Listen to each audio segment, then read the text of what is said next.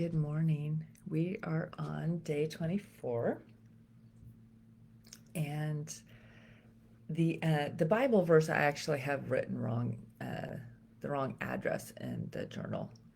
It's supposed to be Esther 4:14, not 1. And the verse is, "And who knows but that you have come to your royal position for such a time as this." And so we'll dive into that. I think most of you, if you know the story of Esther, that has become a very famous verse that people use quite often. For such a time as this, are you here for such a time as this? And yeah, and so we'll dive into that. And then what we're going to be talking about is kind of like, what's your next step? What's God calling you to? And so the journal entry is, has God called you to something? Or maybe you're wondering what that could be. Pray and ask God to reveal what he has positioned you for. So in your thinking, do you sit and you kind of think about the future? And like, there's a new job you want to do, you want to go back to school and pursue some form of different education or learning, or is there a book you want to write? Is there something else you want to create? Some people, they're starting to do like cookbooks. Have you always been like skilled in the kitchen and you want to share your cookbooks? Or maybe you did an amazing weight loss journey and you want to share that. And so do you spend your time in like daydream mode, like that, thinking of like, I wonder if I did this, or if I wasn't at this job, I would have more time to pursue this, or, I could make some additional income by doing this. Or maybe it's just a calling on your heart. Maybe there's someplace you want to go and volunteer your time at. Maybe you have a heart for young gals who find themselves pregnant, and you want to help them. So you want to work at like some sort of pregnancy resource center, or like one of my things, and I hope someday to be able to do this. And I got to think about what is stopping me today. That's good. I'm going to write that down. But to hold the babies in the hospital when their parents don't have the time to do so, or they don't have enough staff, to sit and hold babies, because a lot of them, that touch, just being held, helps them recover from illnesses and stuff like that. And so, like, what is it? What do you feel like God is positioning you? And we find this in the book of Esther. And the thing that I have found, in a few months ago, I was reading, and I may have mentioned this before, but I felt God call me to research and read every Bible verse that went with my birthday. Well, my birthday is 1/14. So I went through and studied chapter 1, verse 14 of the entire Bible. And some books didn't have a 1/14. So so there wasn't one for everyone. And I think it was Psalms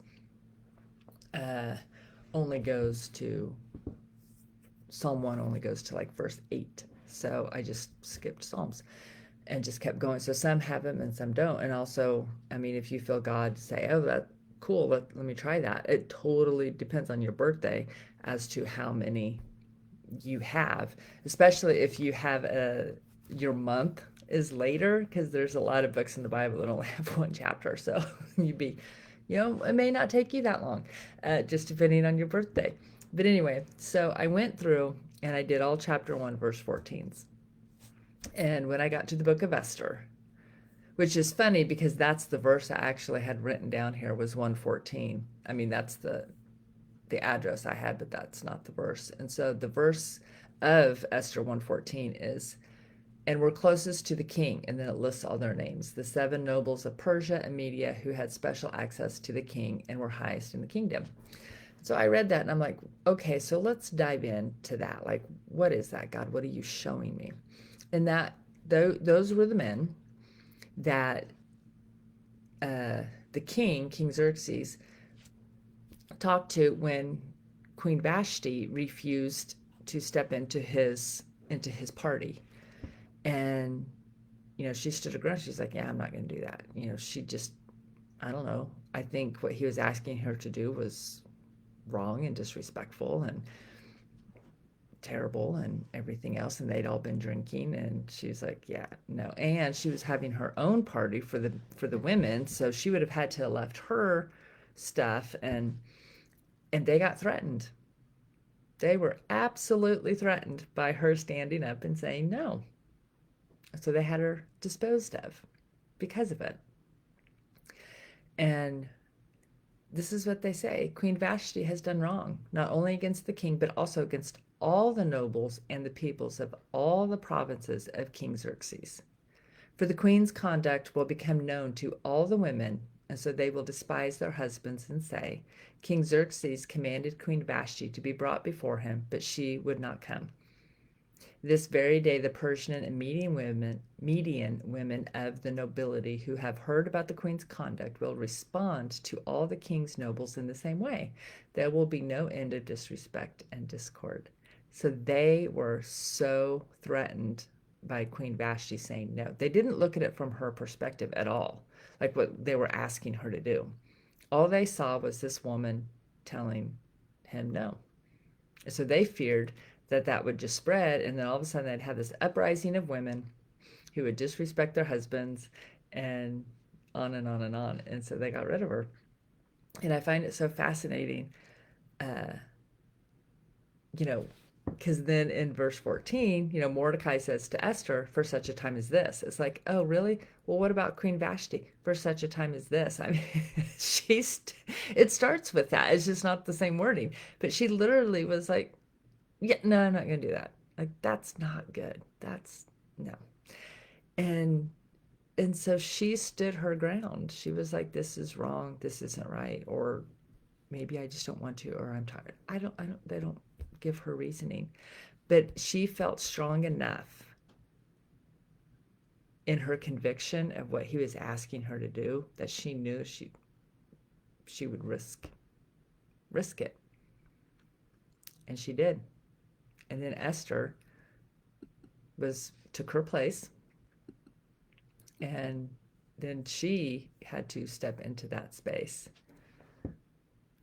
of requesting something of the king. And of course she did it a different way, a different route. And she's Jewish, and there's a lot more to her story as well. But I just find it fascinating that Queen Vashti started with her standing up and like stepping into for such a time as this.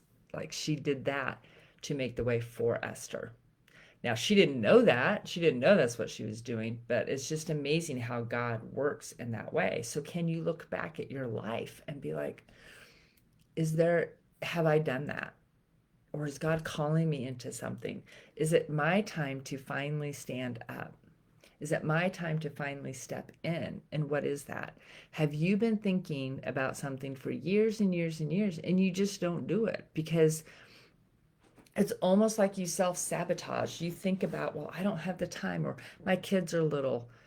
I still have so much. It's their senior year of high school, and there's so many activities, and I want to be present for that. And the thing is you can still do that. If God is calling you to it, he'll make a way for you to walk it. He just will. He won't give you a desire and then not help you fulfill it. And so that's what we're going to be doing today. We're going to be thinking about actually writing down some of those, like, to me, they're kind of like daydreaming thoughts. It's like you just kind of go, I wonder if I did this, or I wonder if, I've been wanting to do this, I've been wanting to do that. And maybe God just wants you just to start researching it, start stepping in to seeing what actually that would look like. What would it take for you to do whatever that is? What would it take for you to go back to school? Would it put such a financial strain on things that that's not a good idea? Would it be worth it? I mean, there was one point when I was going to go back and get my master's, and I have a math degree with a teaching certification. Of course, that was so many years ago. All that is, my certification has been long expired. But at one point I was, I started homeschooling, and then I thought, if I go back and get my master's in like the higher administration leadership in school, like superintendent, that kind of stuff, that's what I was going to study. And so I started looking at schools and everything else, and I found one in Florida that I could do partially online, and then there was a stint that I would have to actually go there and be for a couple months to finish it out. And so I did all the application, and it was a Christian based school.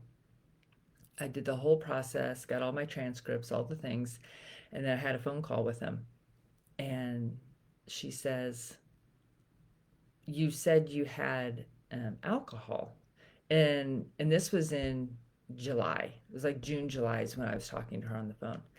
And I said, "Well, yeah, in January, I had gone to my small group and for like a New Year's Eve kind of party, whatever, trying to, ring the new year in and everything else. So families, small groups, hanging out. And we decided to do communion. Well, when we did communion, we used actual wine for the wine.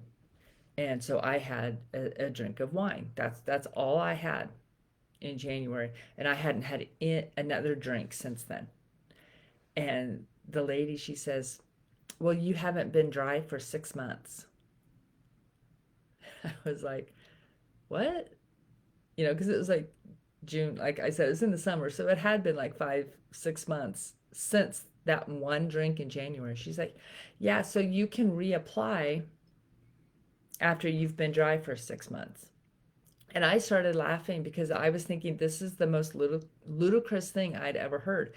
And she was like, "Ma'am, this isn't funny." And I said, "Well," I said, I said, "Do you not see the irony? I had the wine with my small group. I was literally following the Bible, the Last Supper." And I'm like, "Can you not see that this?" And now you're telling me I can't come to your school because of that one drink of wine in January? And she's like, "Well, yeah, you have to wait." And I said, "Okay." Of course, I never reapplied because it was like God was saying, "This is not what I have for you." And I was like, wow, I mean, could I have easily reapplied and got in? Yes, 100%. But for me, in that moment and just praying, I just felt like God was like, "This is not what I have for you." And so it was a desire of my heart at one point, but God clearly said, "No, this does not align with what I have for you." And see, and that's the thing. So many people are like, "But that's the desire of my heart." And then they take that verse, out of scripture and be like, "Well, God gives us the desires of our heart." Yes, he does, but they also have to align with his desire for you. So sure, we can go around and do all these things because that's what we want. And then we just say, "God, can you bless this? Because it's what I want. It's my desire. So will you just jump in and bless this? Because it's a good thing." I mean, going to school and getting my master, sure, that would have been a great thing. But it wasn't where he wanted me. And so that's where we're going to be thinking. It's like, okay, we have desires, but do they align with God? And if they do, or even if they don't, if you're uncertain, if you're like, "Well, I don't know if they align or not," start pursuing it. Once you start taking action, he'll show you whether that's where he wants you or not. And because I took action and I was at the finish line, I was right there, and he said no. And it was like, okay, I had total peace about it. And I've never thought about pursuing another degree again because that's not what he has for me. So it's like, okay, so what is another desire of my heart? And does that align with God? Like the writing of the books, all of these other things. And so really kind of sit and ask him, like, what is in there? What has been kind of brewing for a long time? And sometimes it could be 20 years that you've been thinking about this and you haven't actually tried to pursue it. Take the action and pursue it, and God will show you. He'll guide you. He'll close doors or he will open them so huge. And so that's my encouragement for you today. So sit in that, figure out what you are to step into, and if it aligns with God, like with Queen Esther, he took care of her. I mean, she was in a very, look what Xerxes did to Queen Vashti. But yet he said yes to Esther because it was in alignment. Now, I think Queen Vashti, had she not done that, we wouldn't have Esther. So God used both of their stories for his glory. And I think that's the beauty of what God does. So sit and let me know in the comments, like what is that stirring? What is that thing that God is calling you to do? And is there, because if he's calling you, then there is already alignment. So maybe you need to get in alignment with him, because sometimes we spend so much time trying to get God in alignment with us instead of the other way around.